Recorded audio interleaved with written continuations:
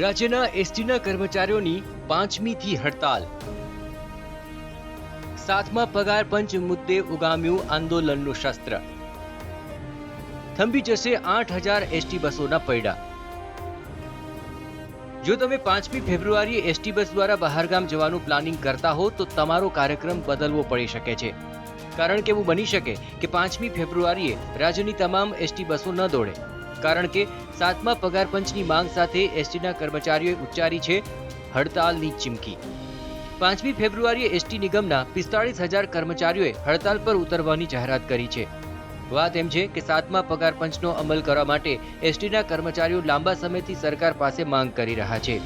ST નિગમના કર્મચારીઓની માંગ છે કે તેમને ફિક્સ પગારના કર્મચારીઓને સરકારી ધોરણ મુજબ નાણાકીય લાભો અને અન્ય સવલતો મળવી જોઈએ। રાજ્યમાં નિગમમાં પટાવાળા, વોચમેનની ભરતી કરવી જોઈએ। એટલું જ નહીં, બાકી આશ્રિતોને સત્વરે નિગમમાં નોકરી આપવી જોઈએ અથવા તો સરકારી ધોરણો અનુસાર આર્થિક પેકેજ આપવું જોઈએ।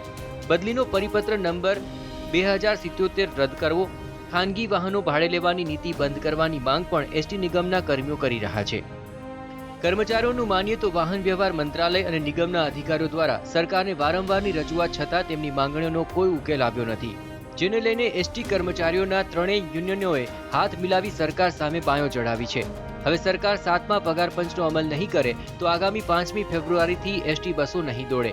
જોકે એસટીના કર્મચારીઓ હડતાલ પર ઉતરશે તો 8000થી વધુ એસટીના પૈડા થંભી જશે અને રાજ્યના લાખો મુસાફરોને રજળપાટ કરવાનો વારો આવશે।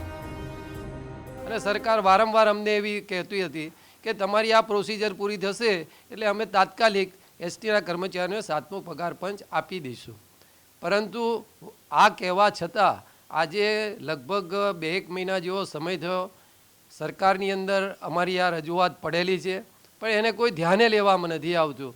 એટલે ના છૂટકે અમારું જે ગાંધી ચિંધ્યા માર્ગનું આંદોલન હતું એને અમારે પુનઃજીવિત કરવાની ફરજ પડી છે।